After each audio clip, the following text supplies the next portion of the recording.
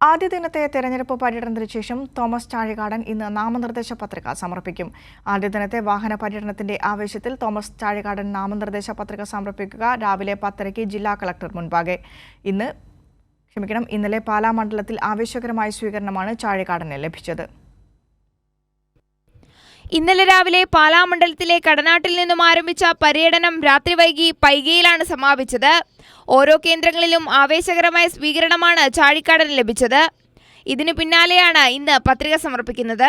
രാവിലെ 9:30 കേരള കോൺഗ്രസ് ഓഫീസിൽ നിന്ന് ആയിരക്കണക്കിന് പ്രവർത്തകർക്കൊപ്പമാകും പത്രികാ സമർപ്പണത്തിന് പുറപ്പെടുക.